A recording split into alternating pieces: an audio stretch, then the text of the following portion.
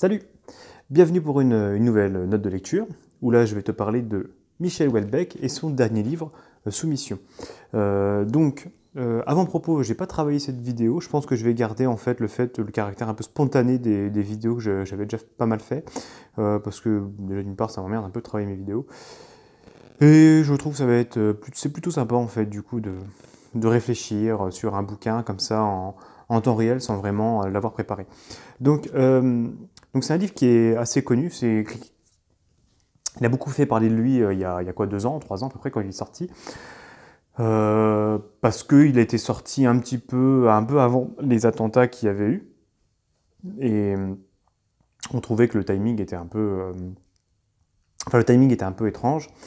Et parce qu'en fait, dans ce bouquin, ça parle d'un parti politique musulman qui qui est élu en fait. Donc il y a un président, Ben Abbès, qui est élu en France, quoi, en gros, voilà, puis après, c'est un parti musulman, quoi, en gros. On va pas aller plus loin que ça.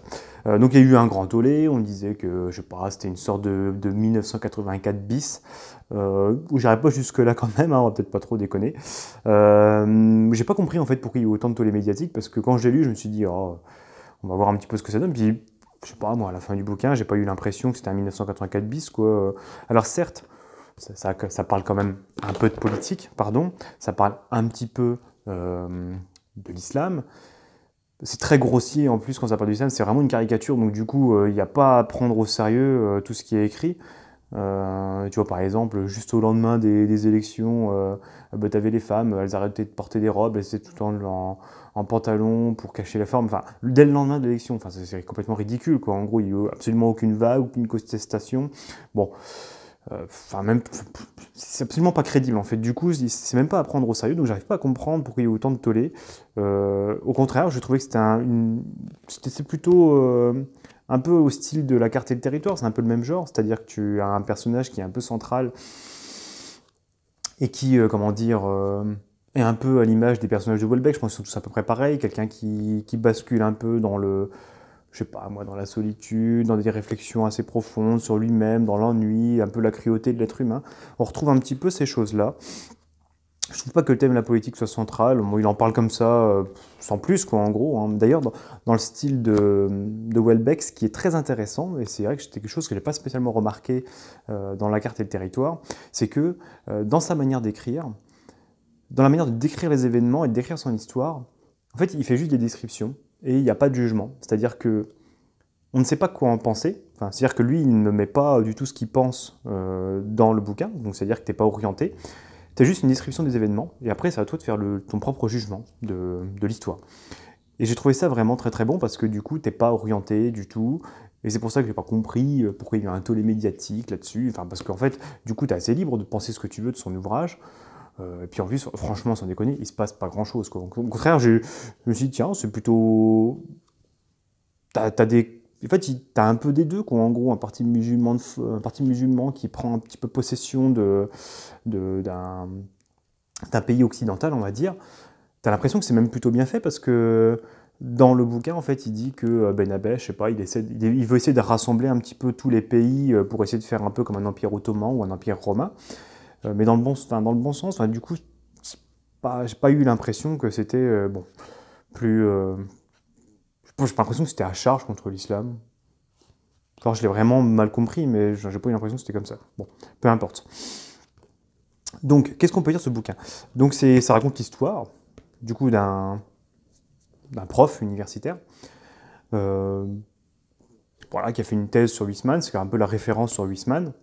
Donc, Huysmans est un écrivain du 19e siècle. Et du coup, il va s'en suivre un petit peu plein d'événements à la suite de l'arrivée au pouvoir de ce parti musulman. Comme je t'ai dit, la politique n'est pas le thème central, donc du coup, malgré qu'il y a ces événements qui arrivent, ça en suit quelques péripéties. Tu vois, par exemple, il y a des discussions qui sont faites avec un mec je sais plus, des renseignements, quoi, en gros, pour voir un petit peu les dessous de la politique, comment que ça se passe, ils sont un petit peu au courant des choses, ils essaient d'analyser un peu les choses, donc c'est assez sympa. Tu as un petit peu des stratégies politiques, c'est assez sympa. Tu as un petit peu des parties sur l'univers universitaire, sur le fait d'enseigner, des courants littéraires, ce genre de choses, ce qui est assez sympathique. Huysmans revient très très souvent dans le bouquin. Donc on voit le rapport que peut avoir un professeur avec comment dire, une spécialité qu'il peut avoir. Et en fait, il est assez... ils sont assez souvent pris, comment dire, les profs comme ça. Tu vois, par exemple, on va prendre dans le bouquin que Huysmans, il va rentrer à la Pléiade, donc une collection pour des auteurs célèbres, on va dire. Et du coup, il a été sélectionné pour faire la préface, quoi, en gros. Et je sais même pas où je veux en venir. Mais du coup, en fait, tu as tout l'univers littéraire qui revient un petit peu, comment on peut décrire un personnage, un écrivain célèbre, et la relation que tu peux avoir avec lui. Donc, tu vois qu'il a une relation très amicale avec Huysmans, hein, il en parle très très souvent. Et c'est vrai que quand tu aimes bien un auteur, c'est vrai que tu as une petite relation qui se crée avec lui. Tu vois, personnellement, j'aime beaucoup Camus. C'est vrai que tu as un petit lien qui se crée, tu vois, c'est un petit peu ça. Donc il en parle et c'est vraiment plutôt brillant, hein, dans sa manière de l'écrire.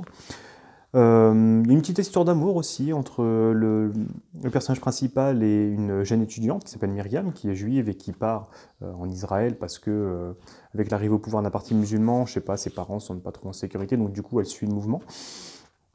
Donc ils ont une relation un peu épistolaire, c'est-à-dire qu'ils s'écrivent assez souvent. Bon, au final, ils finissent pas ensemble, mais bon, peu importe. Du coup, c'est assez sympathique là-dessus.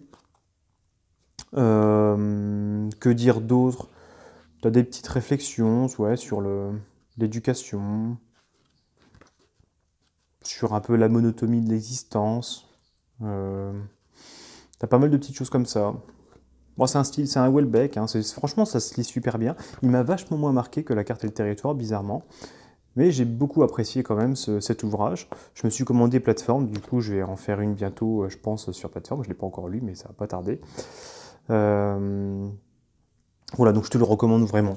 C'est un bon livre, ça se lit super bien. Voilà. Michel Houellebecq, Soumission. Je te remercie et à plus.